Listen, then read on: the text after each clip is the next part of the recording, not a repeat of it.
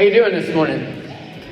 Great. Well, if we haven't met, I'm Nate. I'm the lead pastor of the Front Church, and welcome to our preseason. Whether you're online or whether you're in person, this is the preseason for us. What we are doing is we're starting a new church in this community. We're meeting in this school, and we're waiting for the green light before we can have large gatherings in a post-COVID-19 world. And so the preseason looks a little different than the season. What's not different about the preseason is the preseason we still meet on Sundays. You can still invite your friends. We can still hear Jesus' story. We can still worship because of Jesus' story. We can still be formed in community because of Jesus' story.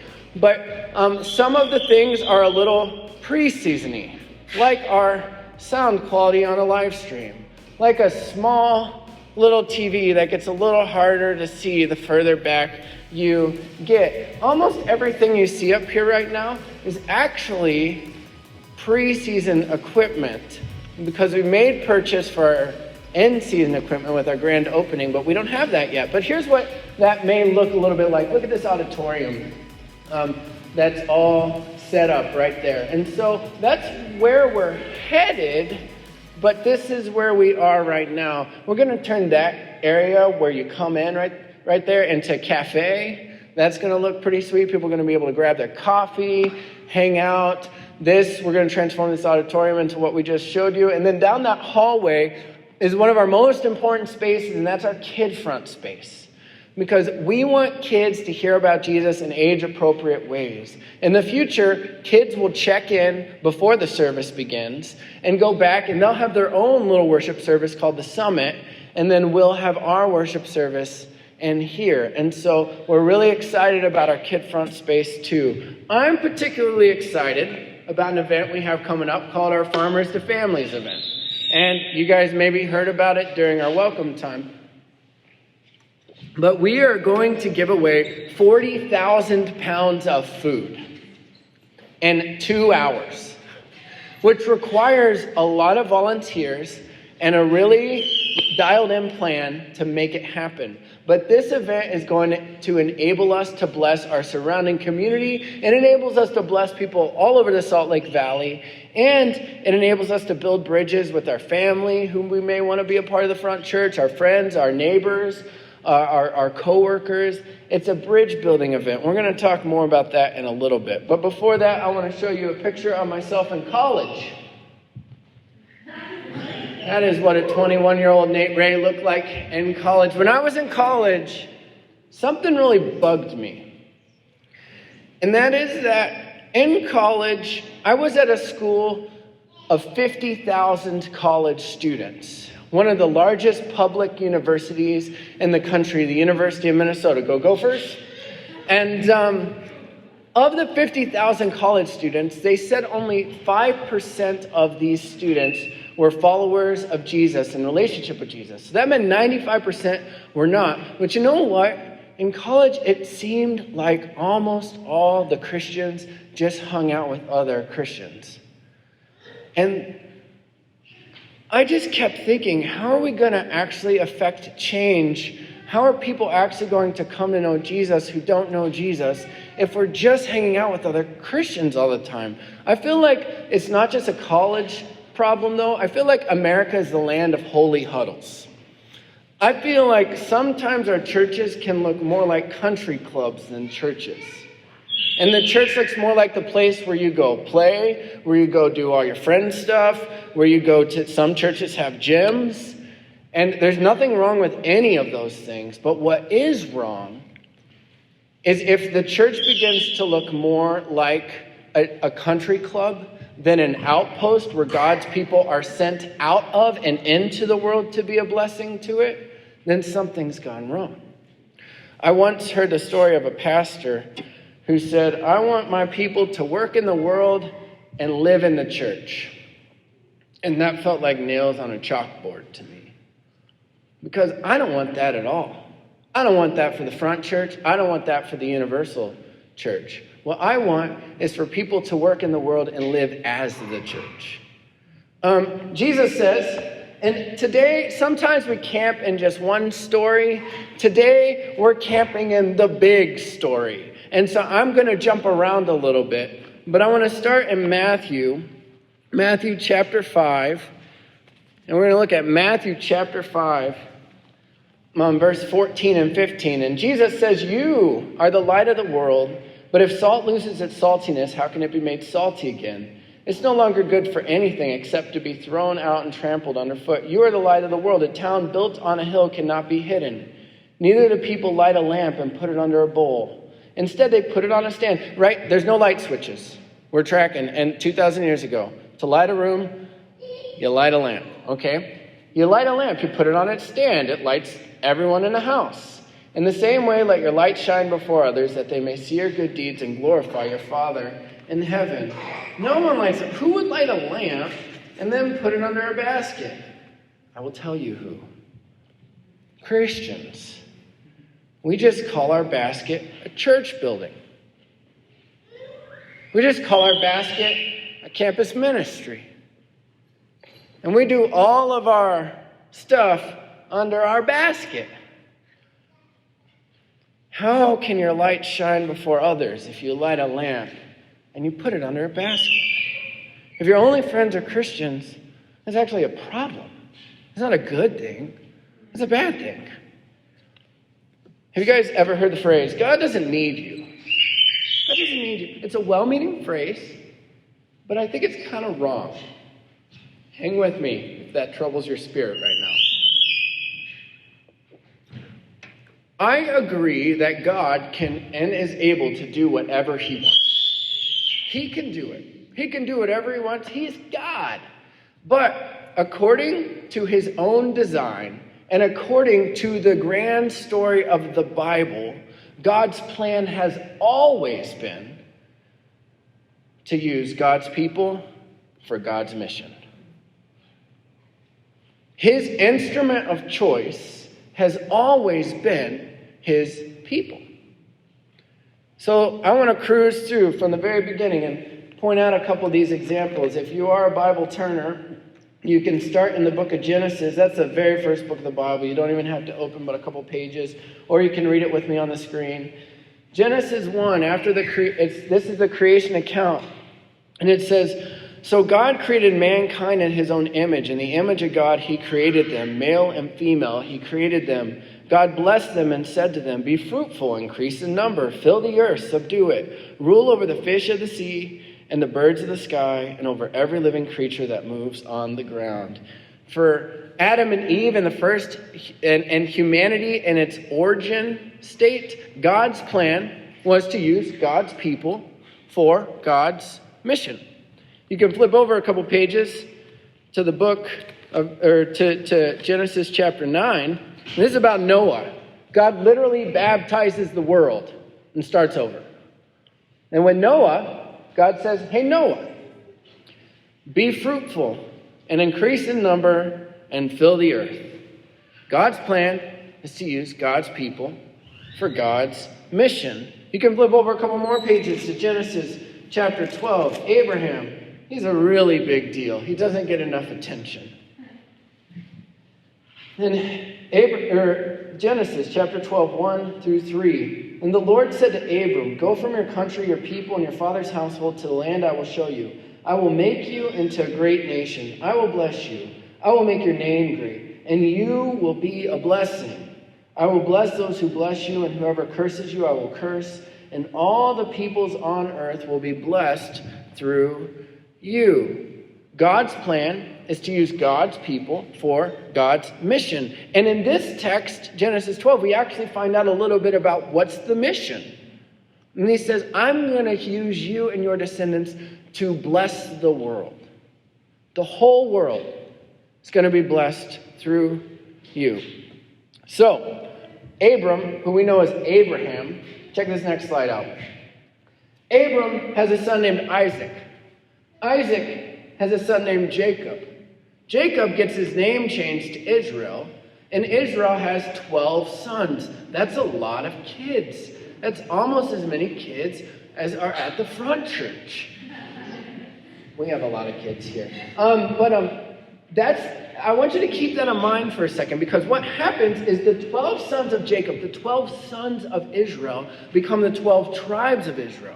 So they all have families. These become the 12 tribes of Israel. And God has a word for the 12 tribes of Israel after he rescues them out of Egypt in Exodus chapter 19, verse 4 through 6. He says, "You yourselves have seen what I did to Egypt, and how I carried you on eagle's wings and brought you to myself. I rescued you.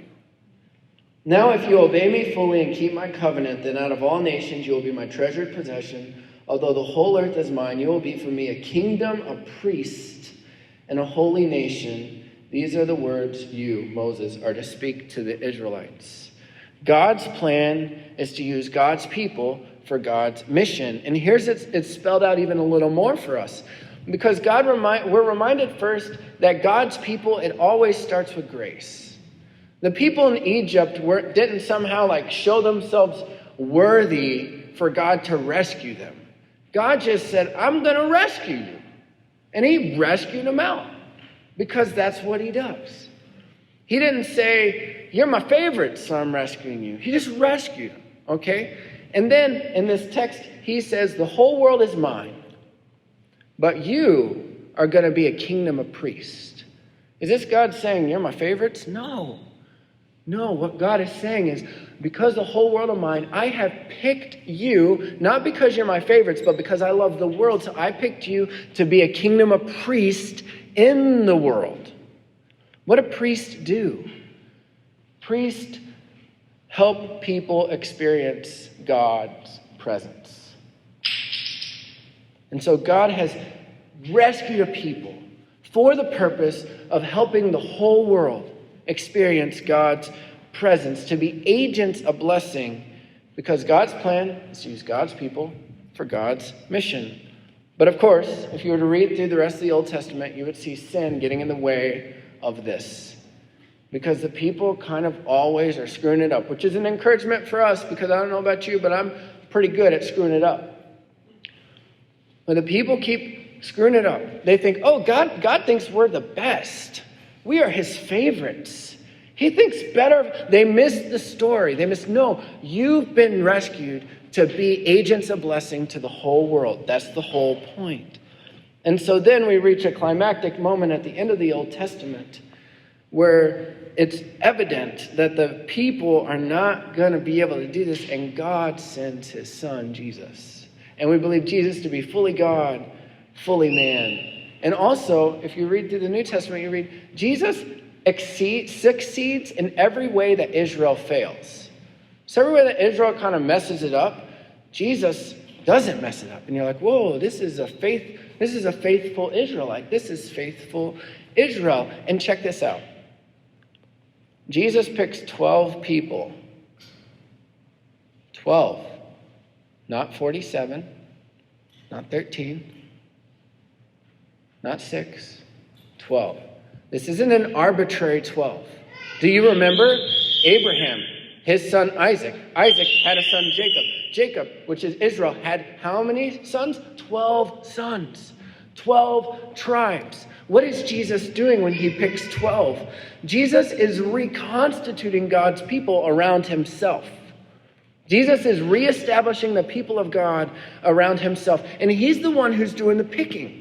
So it's like he's saying, just as God rescued Israel, now Jesus is rescuing Israel. He's doing the picking as if he was God, because we know he was God. And then check this out. Revelation 5, in John's Revelation, chapter 5. We miss this all the time if we're familiar with the cross and Jesus' rescue of us. We miss this all the time. Revelation 5, verse 9 and 10. They're singing a song to Jesus. And they sing, "You are worthy to take the scroll and open its seals, because you were slain, and with your blood you purchased for God persons from every tribe and language and people and nation." Did you know that Jesus' people, Jesus' followers, the church, that's the world's first multi-ethnic community? The world didn't know multi-ethnic community before the church. Do you know that? Crazy. Now it's like, oh yeah, melting pot, all this. That's from Jesus. Jesus started that. Anyway, persons from every tribe, language, and people and nation, you have made them to be a kingdom and priests to serve our God, and they will reign on the earth. According to John's revelation, what is Jesus' cross accomplish? Forgiveness? Yes. It reconnects us to God. Our sin got in the way of our relationship with God. Jesus takes the punishment of our sin on the cross, and Jesus gifts us with full, uninhibited access to God's presence in exchange. Yes, forgiveness, but what else does John say Jesus' cross accomplishes? Jesus' cross not only purchases our forgiveness, but it restores our role as God's people. That you will be a kingdom and priest to serve our God and fill the earth. The whole world is to be blessed through Jesus' people. That's our mission.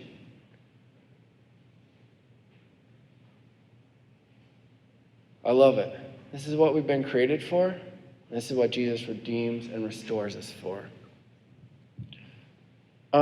When we try and live as a blessing to the whole world, when we try and live into our role as priests and a kingdom of priests, which means extending through our presence, extending God's presence into the world in all sorts of different spaces and places, when we try and live into that, people will get confused. Do you know that? Jesus confuses religious people all the time. There's this one moment in the book of Luke.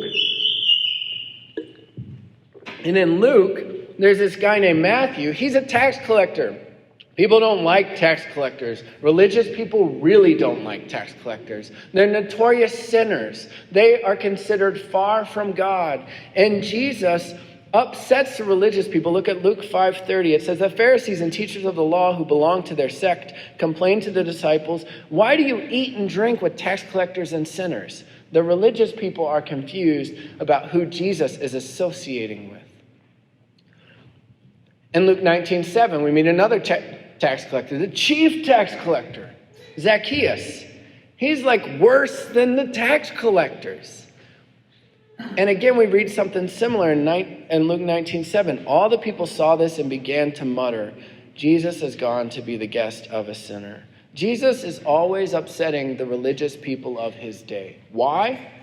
Because he continues to insist that those the religious say are far from God are not actually far from God. And if you are a follower of Jesus, if you have a relationship with Jesus, and you're not occasionally or even regularly being misunderstood by religious people because of the spaces and the places that you are going, you probably aren't following Jesus like you think you are. And if your only friends are Christians, you probably aren't following Jesus like you think you are. We are rescued to be a kingdom of priests to fill the earth, to extend God's presence out.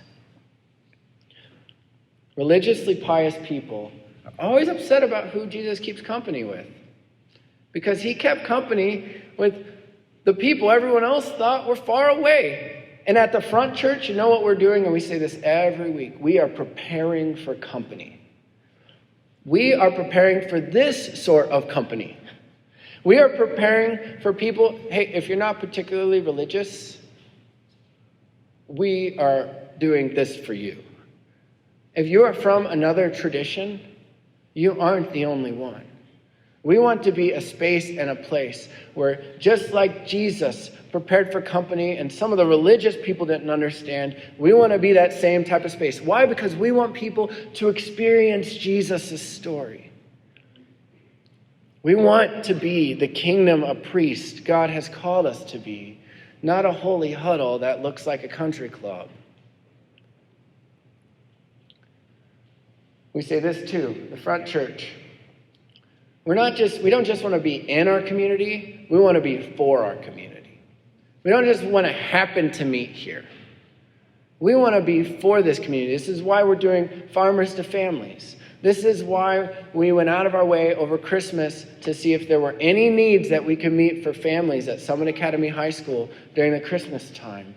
This is why we bring stuff and set it in the teacher's lounge here, like donuts and soda, and just say, thank you. We know it's a hard year.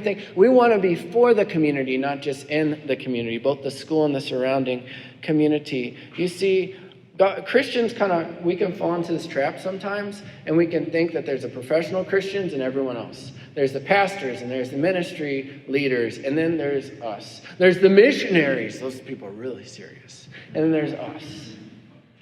And we create this false dichotomy. And we forget, no.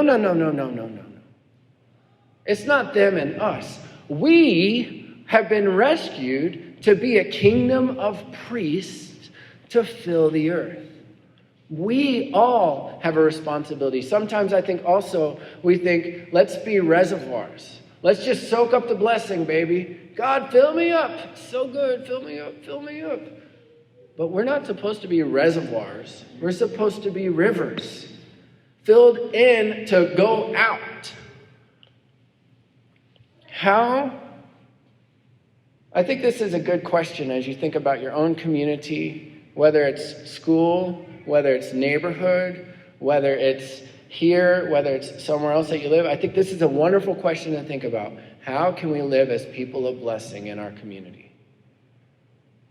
And we don't have to make it a huge thing. Or we don't have to make it a massive campaign. Most people love chocolate chip cookies. You know what I mean? Like, your neighbors would probably like getting some chocolate chip cookies. Or maybe it's just checking in on someone.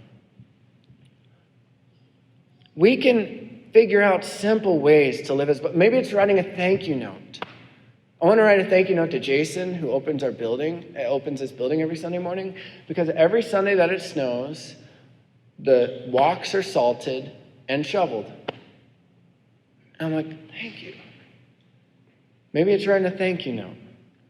I don't know. But I think we need to look for ways to bless our community, to be a river, not a reservoir, to be for the community. COVID makes this tricky. I get that.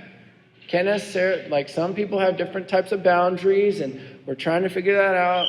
But another trap I think that we fall into is that we confuse spiritual maturity with knowledge acquisition.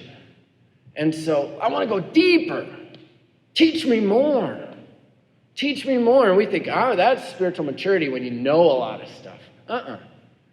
Jesus said that the greatest commandment is to love God with all your heart, soul, strength, and mind, and love your neighbor as yourself. There's no commandment greater than these. What does that mean? That means we need to begin measuring spiritual maturity, not by knowledge accumulation. There's nothing wrong with that. Sometimes that leads us to worship. But we need to measure spiritual maturity not by knowledge accumulation, but by love of neighbor. That is spiritual maturity. So checking in with friends. Family, coworkers, neighbors, seeing how they're doing. Today is Valentine's Day. For some of us, that's a really exciting day. For some of us who have kids and know you never get babysitters on Valentine's Day, it's just a normal day. And for some of us, today is a hard day. Maybe because of past heartache, maybe because of current longing, maybe because you see your friends on relationships and yet you are not. Here's the thing. James says if you tell your neighbor, go in peace, keep warm and well fed, but you don't do anything, what point is your faith? And so I just want to say that those of us who might be in a relationship of some sort, don't tell your neighbor, keep warm and well fed, who are having a hard time today. You know what we need to do instead? We need to be for one another. We need to be a kingdom of priests looking to fill the earth and bless one another and walk with one another. So what that means is maybe that means inviting people into your home. If you're a married couple, maybe you're inviting people into their home who aren't married, and you make sure that they know that our home is your home. Maybe it means checking in. Maybe it means not doing the fancy Valentine's date because you need to make sure that your friends are okay. I don't know. I'm just spitting out ideas here. The point is, we're to be reservoirs, or rivers. Don't be reservoirs. We're to be rivers, not reservoirs. We're to be for the community. What could it look like? Another way that this could look like, as rivers as the living water of Jesus washes through us, inviting your friends, your family, your neighbors, your coworkers, kids to church. Just bring them so they can experience Jesus. Farmers to families. Okay, I want to say this very clearly, and then we're going to wrap up. Very clearly, this is not just about giving our community food, and we're going to give our community lots of food. But do you know, I have friends, I have neighbors, I have family, I have coworkers, or I don't have coworkers, but I have these other things that people who are afraid to come on Sunday morning. It doesn't matter what I say. I can say, hey, it's okay. Like, we have people who aren't particularly religious. We have people from other traditions. I can try and spell it out. And when they come, they're going to have a good time. But they're just scared to come. You know what I can do, though? You know what they're not scared to do? Help people. So I can say, hey, come volunteer. Help our church give away 40,000 pounds of food. Help us give away food boxes. And they come. And then what happens when they come is they get to rub shoulders with other people, part of the front church. And they begin to build relationships with someone, not just me. And when they begin to build a relationship with someone, not just me, my friends, then that softens them to eventually show up on Sunday knowing, I won't just know Nate, I'll know this person and these people. This is an opportunity. Don't miss it. Don't miss it. I assume that you, like me, have a heart that wants to see your family, your neighbors, your coworkers, your friends, your classmates experience Jesus' story. The last thing I have to say is that this whole light under a basket, don't put your light under a basket thing, this is not a solo activity. I want to throw up the Revised Southern Version of Matthew 5:14-16 up for you so you get the gist. There's really no Revised Southern Version. I made it up. What I didn't make up is there's no plural form of you in the Bible, or in English. But there's a plural form of you in the Bible. There's a plural form of you in other languages. So we need to use y'all here to figure this out, okay? Shout out to my Texas people right there. Y'all are the light of the world. Not just you, y'all. We. Y'all are the light of the world. A town built on a hill cannot be hidden. Neither do people light a lamp and put it under a bowl. Instead, they put it on its stand, and it gives light to everyone in the house. In the same way, let y'all's light, that means we're doing this together, y'all's light shine before others that they may see y'all's good deeds and glorify your Father in heaven. This is not a solo activity. This is a community activity. This is a collective activity. This is something we go to arm in arm, shoulder to shoulder, hand in hand, doing this thing. This is what we've been created for. This is what we've been restored and redeemed for. Cameron and Abby, can you come up? Revelation again says, with your blood, Jesus, you purchased for God persons from every tribe, language, and people and nation. You have made us to be a kingdom and priests to serve our God so that we will reign on the earth. We want to be a church, not just in our community, but for our community. We want to see people trying to carry burdens alone, learning to carry the burdens of one another. We want to see homes bigger than mom, dad, and kids, but homes where friends are treated like family, like adopted aunts and uncles, where our home is your home. And by the way, I want you to hear today, especially if today is kind of a hard day or whatever, my home, literally, my home, our home is your home, if you need it. We want to see the hungry fed and the thirsty cared for, and we want to see those with spiritual thirst, that thirst quenched by the living water of Jesus. We want to see people who have no other reason for being together other than Jesus has brought us together. And we want to see you learn again and again about the God who, when you turned away and when you walked away, God didn't turn away from you, but he turned towards you and he moved towards you. That's what we dream about at the Front Church. God's plan is to use God's people for God's mission. Let's pray. Jesus, we are seeing dreams of yours for us this morning that are only possible by you, your Spirit coming in and doing a work in our lives and doing the work of even growing the Front Church, of growing us so that we aren't just reservoirs, but we're rivers, so that you're filling us and going through us. God, I pray that in the power of your Spirit, would you fill us, and would you remind us and empower us to live into our calling, not just as the forgiven people of God, but as the forgiven people of God who are now a kingdom of priests to fill the earth. Would you help us, God, extend your presence to our community, to our friends, to our family, to our neighbors, to our coworkers, to our kids. Help us, Jesus, in your name. Amen.